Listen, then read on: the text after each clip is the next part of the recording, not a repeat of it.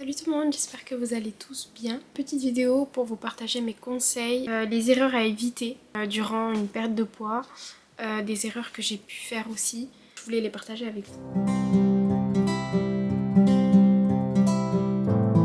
Donc pour ceux qui ne savent pas, du coup j'ai perdu 17 kilos en 6 mois. Sachant que entre le 5 et le 6e mois, mon poids stagnait énormément. J'avais beaucoup de mal là à perdre, j'étais dans un énorme palier. Mais bon, voilà, j'ai réussi. Et là, je suis dans la phase de stabilisation. Du coup, donc je continue. Je pense que je ferai une vidéo concernant la stabilisation, comment ça se passe, qu'est-ce qui a changé, qu'est-ce que voilà. La stabilisation, c'est après le régime, quand j'ai terminé mon régime alimentaire. N'hésitez pas à regarder ma vidéo sur ma prise et ma perte de poids, c'est là que je vous partage tout. Première erreur à éviter durant la perte de poids, c'est de vouloir perdre trop vite. On est tous différents, on perdra plus ou moins selon certains. J'ai bien aimé une phrase d'une nutritionniste qui a dit « On a forcément envie de perdre du poids rapidement quand on est motivé, mais la progressivité est la clé du maintien pondéral. Plus la perte de poids est rapide, plus l'organisme aura tendance à reprendre ce poids. » Donc c'est Gladys Dibling. Vraiment, je dis ça parce que je sais que quand j'étais ado, bon là c'était un autre problème, vraiment un problème d'identité, là c'était pas pareil. Je voulais tout le temps perdre du poids et du coup avec internet, les placements de produits, tout ça, on peut très vite être tenté d'essayer des... Je critique pas du tout ce qui est compléments alimentaires, tout ça.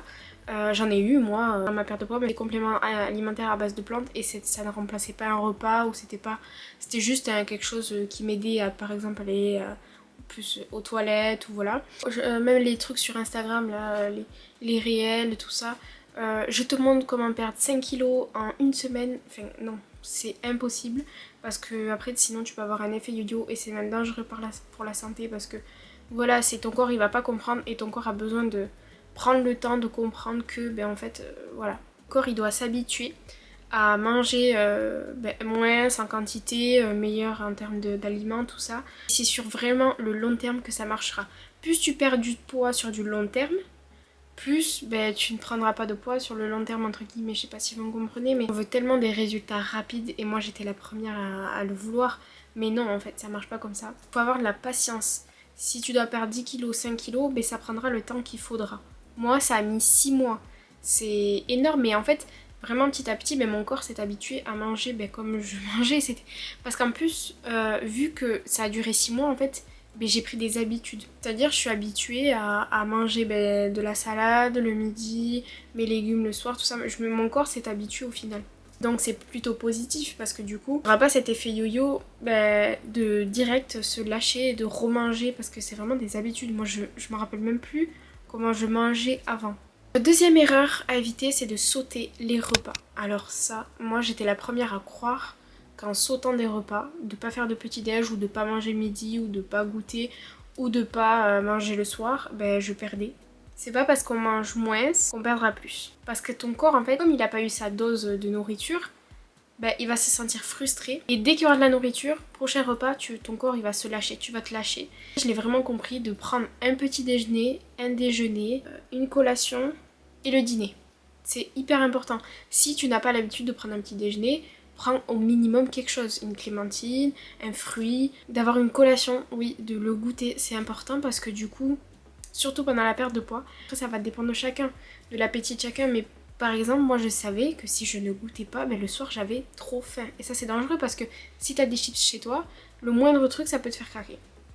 Alors que si t'as une collation, tu auras moins faim en fait le soir.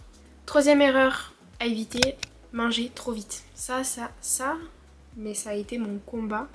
Et c'est encore mon combat aujourd'hui. Même si vraiment j'ai énormément évolué dans ça. Et des fois j'ai des moments où mon cerveau il calcule pas et du coup je mange vite quand je suis pressée ou quoi. Et ça c'est vraiment pas bon. Quoi?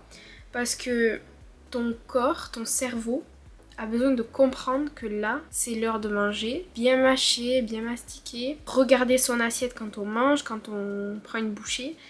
Et d'éviter de manger devant la télé. Parce que ton cerveau va être concentré sur ce que tu regardes.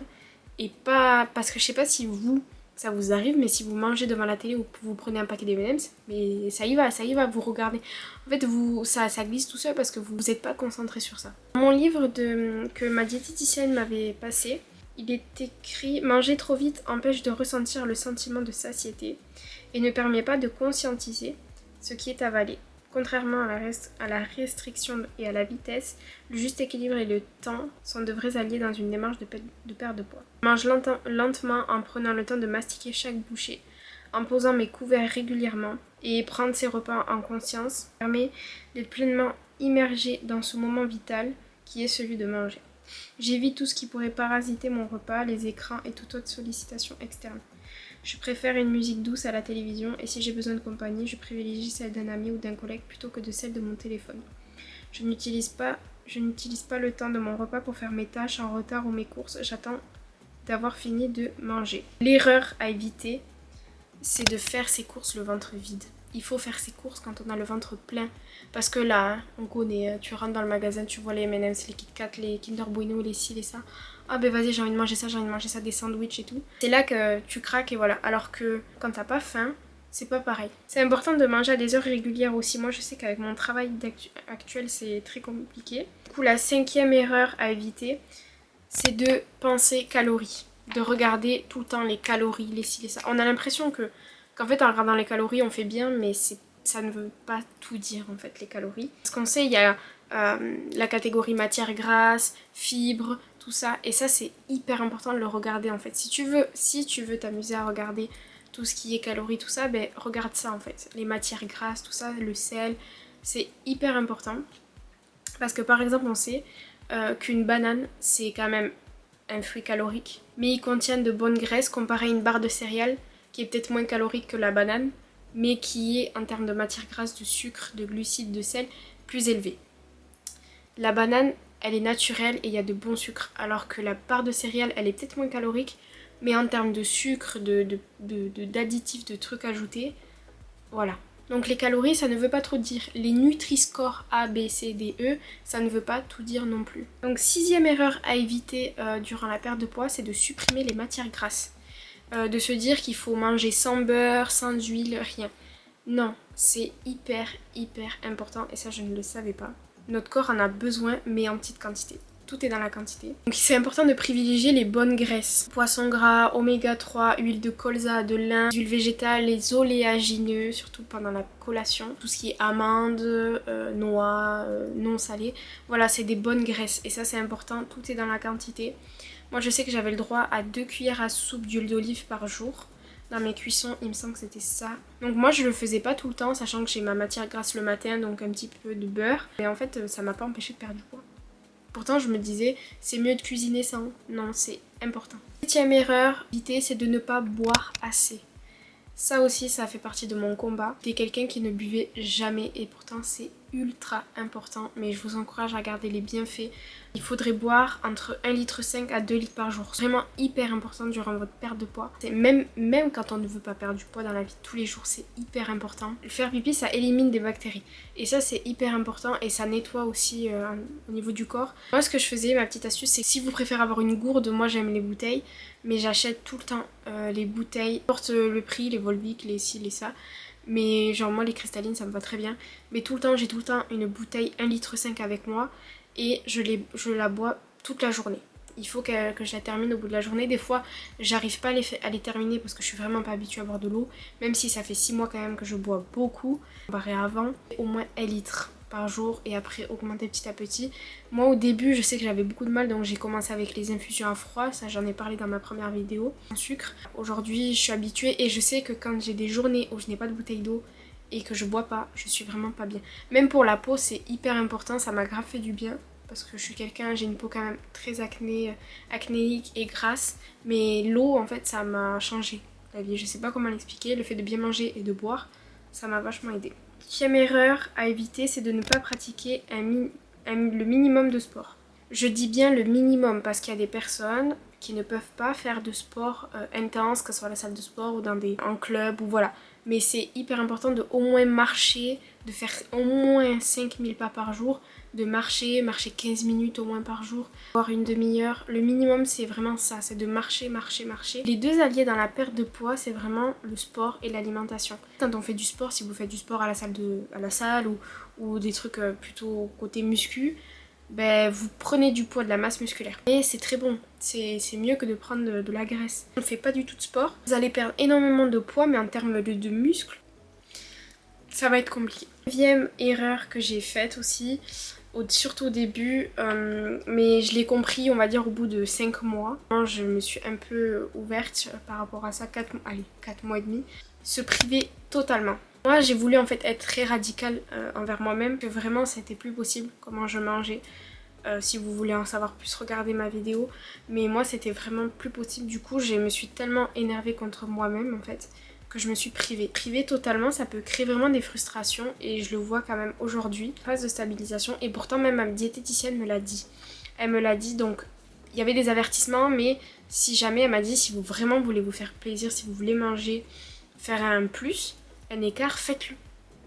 Mais sauf que moi je ne le faisais pas du tout. C'est pour ça que je vous le dis que la perte de poids ça peut être long, parce que il vaut mieux que ça soit long, parce qu'il y a peut-être des moments où il y aura des petits plus et c'est pas grave, c'est ok. Ok, l'essentiel c'est de se remettre après ça et de ne pas retomber dans ce cercle vicieux. Fermé, que en fait je pense que ça crée des frustrations. Voilà, sachez qu'il existe des alternatives. Par exemple, quand vous prenez l'apéro avec des amis, vraiment vous avez envie de craquer, vous êtes trop frustré, c'est vraiment si vous pouvez pas vous en passer, ben prenez au lieu de prendre du coca sans sucre. Du Sprite, du Perrier, l'ice tea zéro, de l'eau avec du citron, des infusions. Si vraiment c'est compliqué, voilà, il y a ça. Surtout ne touchez pas à tout ce qui est cacahuètes, tout ça avec du sel. Vous savez très bien que si vous en mangez une, ben en fait ça va être plus compliqué de s'arrêter que de devoir ne pas du tout en manger. Ça c'est vrai, et je l'ai remarqué, c'est ma diététicienne qui me l'a dit il y a quelques jours. Parce que moi j'ai eu un petit moment de craquage où vraiment en fait j'ai pas réussi à me contrôler, je mangeais. Si vraiment vous ne pouvez pas vous en passer, ben faites un petit plus et vous vous rattraperez le soir même ou le lendemain. Voilà, par exemple si je sais qu'il y a un écart le soir, ben, le lendemain je mangerai pas de féculents le midi. Et le soir ça sera légumes à 100% quoi, avec ma protéine. C'est pour ça que c'est important, moi je trouve, d'être suivi par une bonne diététicienne, parce que avec elle vous allez pouvoir savoir jusqu'où vous pouvez y aller en termes de petits plus en fait. Parce que moi ça y est, j'ai compris où est ma limite, à quel moment je peux manger l'écart et comment faire pour ne pas reprendre mon poids. Donc je disais, il y a des alternatives. Si vous êtes invité, ramenez des tomates cerises pour l'apéro, des légumes crus, vous avez je sais pas, des cakes au thon, du tzatziki maison, du guacamole maison. Il y a plein de petites, des blinis avec un peu de saumon, mais des trucs simples. En fait, évitez au maximum tout ce qui est transformé. Vous allez dans un restaurant, vous pouvez très bien manger. Bon, c'est sûr que si vous allez dans un resto italien où il n'y a que des pâtes, que des pizzas, c'est compliqué. Voilà, des salades César, ou alors des légumes avec, je sais pas, on va dire un tartare, du thon, du saumon, peu importe. Mais vous pouvez, ne vous privez pas de ça. Ne vous privez pas de sorties aussi parce que vous faites un régime et que vous osez pas le dire, ou que voilà. Non, assumez ce fait. Deuxième erreur à éviter, c'est de peser ses aliments. Alors, au début, moi je pesais mes aliments parce que pour savoir vraiment en termes de quantité comment ça marchait, parce que j'avais des quantités à respecter, féculents surtout, matières grasses, tout ça. Je pesais mes aliments au début. Après j'ai arrêté parce que voilà, faut pas que ça devienne une obsession, que chaque fois, faut pas qu'il y ait 1 gramme de plus. Non, faut éviter de vous peser tous les jours. Ça c'est vraiment un frein. Pourquoi? Parce que déjà, si vous voulez vous peser, pesez-vous le matin, avant, dès que vous vous réveillez, en fait, vous allez aux toilettes et après vous vous pesez. Plus, quand on est une femme et en période de règles, ben, le corps se gorge d'eau, ça peut balancer du poids, donc ça veut rien dire. Moi, ce que je faisais, c'est que je me pesais 1 fois par semaine quand j'allais chez la diététicienne, mais c'est tout quoi. Parce que c'est comme ça que tu verras ta progression, c'est pas tous les jours. C'est vraiment une fois par semaine, 1 fois toutes les 2 semaines, 1 fois toutes les 3 semaines, et voilà. La première erreur que j'ai notée, c'est de manger trop peu.